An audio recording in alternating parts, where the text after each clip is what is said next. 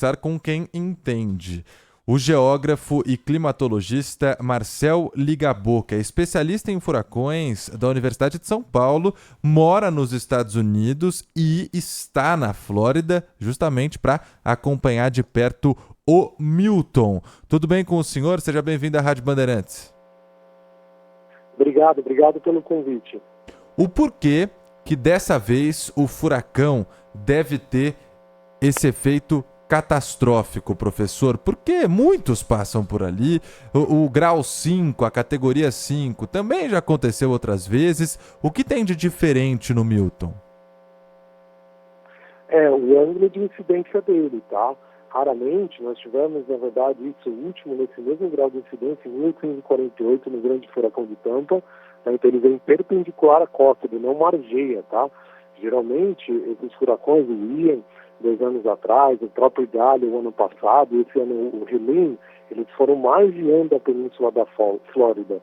Né? E esse está vindo literalmente de oeste. Então ele está vindo perpendicular. Isso piora muito, agrava muito a elevação momentânea do mar, tá? Porque o grande impacto do furacão são as águas. 95% das vidas, da perda financeira, vem por causa da água. É a água do mar que a gente está preocupado, tá? Então agora as regiões entre Sarasota até Fort Myers, você pode ter uma elevação momentânea do mar de até 15 pés, que seria mais ou menos 5 metros.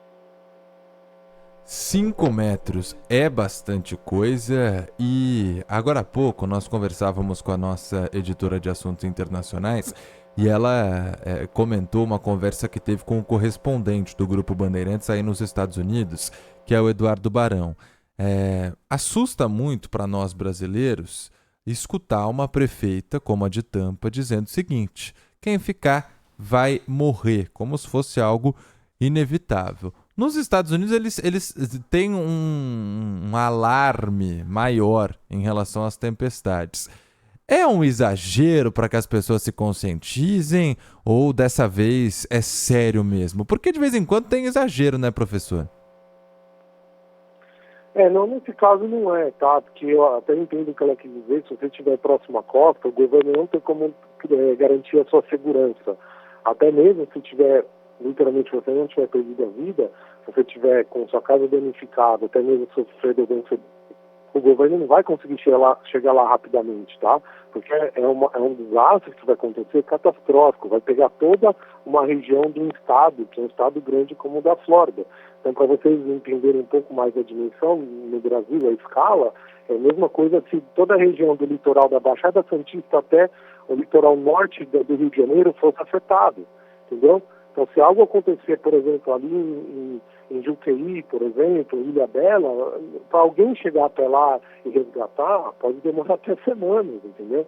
Então, assim, nós estamos se tratando agora de uma grande região metropolitana como é Tampa, em torno de 3, 4 milhões de habitantes na região. Então, por isso que é catastrófico esse cenário. Ele está indo para uma região densamente povoada, tá? Se esse mesmo furacão fosse um pouco mais ao norte, mais ao sul, a história seria diferente. Então, a tendência é que agora, nas próximas horas, ele caia para a categoria 4, tá? E o problema vai ser que esse mar já está sendo empurrado.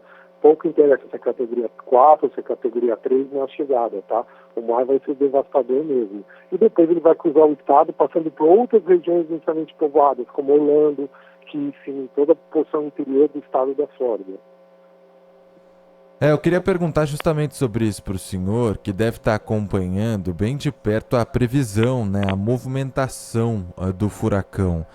Está previsto para chegar entre a noite de hoje e a madrugada de hoje para amanhã. A gente está até acompanhando aqui algumas imagens de câmeras ao vivo que mostram a costa da Flórida, a cidade de Tampa, o mar bastante agitado.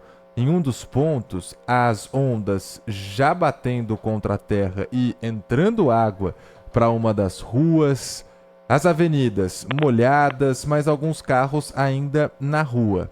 Existe alguma chance desse furacão desviar ou agora já está perto demais, vai passar mesmo pela cidade de Tampa, que está sendo usada como referência porque é a maior entre elas? Mas quais outras também serão gravemente atingidas? Toda a região ao sul de Tampa, Sarasota, tá? Fort Myers, Port Charlotte vai ser muito afetado, Venice Beach, toda essa porção que vai de Tampa até Naples, no sul da Flórida, né? Ele não vai desviar a rota, ele vai entrar com força nessa região, tá? E inclusive ainda tenho que me dirigir até lá ainda, tenho que colocar 2 estações meteorológicas e pelo menos aí mais umas 5 câmeras, as câmeras que vocês viram ao vivo, sou eu que coloco, né, que vai para uma televisão aqui norte-americana. Então ainda tenho muito trabalho no dia de hoje, vou ficar pela região para interceptar o olho, coletar dados, provavelmente eu devo me localizar entre Sarasota e Port Charlotte, isso ainda há a definir, mas sim, eu estou acompanhando o de perto já tem uns 5 dias. Olha lá, e aí a gente estava aqui acompanhando as câmeras, uma em Tampa, uma em Sarasota que o senhor comentou, a outra em Fort Myers e uma em Key West também. Key West é onde a onda já bate e a água entra em uma estrutura que está ali colocada. Em Sarasota e em Tampa, mar agitado, chuva, e isso é o que deve acontecer no resto do estado da Flórida, né? Só uma tempestade, um chuvão, como a gente chama aqui no Brasil. Outros países devem ser atingidos ou passa ali pelos Estados Unidos? Onde que perde força esse furacão? Na verdade, depois de cruzar e voltar para o Oceano Atlântico, ele vai fazer um processo que é um processo de interação com a frente fria. É justamente essa frente fria, esse ar mais seco, frio, que está vindo do norte dos Estados Unidos, está empurrando essa tempestade para oeste, né? Para leste, desculpa. Então, justamente esse ar seco e frio que está entrando dentro da tempestade nas próximas horas, que vai fazer com que ela diminua a intensidade, tá? E então a tendência é que depois que cruze a Flórida, ela faça uma, digamos, ela sirva de combustível para essa frente fria, né? A frente fria ela é muito maior, ela é muito mais forte, tá? Então ela vai absorver toda essa energia proveniente desse furacão. Professor, o senhor então neste momento está em Orlando, vai se deslocar para uma região mais próxima de onde o furacão deve passar, comentou que vai colocar algumas câmeras, e aí no momento em que o furacão começar a passar, qual que é o trabalho que o senhor faz? Eu tenho que coletar a pressão atmosférica e eu vou ficar transmitindo ao vivo no meu canal. Para as pessoas entenderem e tiverem essa imersão. Porque meu trabalho aqui, a minha pesquisa, é independente do meu trabalho que eu faço na internet. Na internet eu uso meus canais de mídias sociais para divulgar para a população aqui brasileira que entra em pânico absoluto. São pessoas me ligando constantemente, chorando, desesperadas. Então, justamente minha mídia social para conscientizar e alertar os moradores aqui na região, que passam aí dos 300 mil brasileiros aqui na porção. Professor? Será que a gente perdeu contato com o professor Marcel Ligabu? Tá por aí? A gente perdeu contato com o professor, daqui a pouquinho vamos voltar a falar com ele, mas deu para entender o recado, né?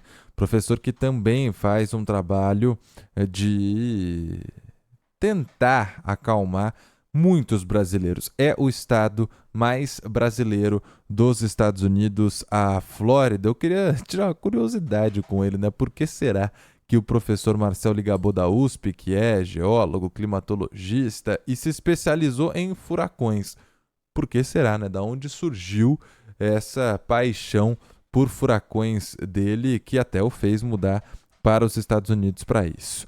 Bom, vamos fazer uma rápida pausa aqui no Manhã Bandeirantes, a última desta quarta-feira, mas não sai daí que a gente já volta para falar do tempo aqui no Brasil também.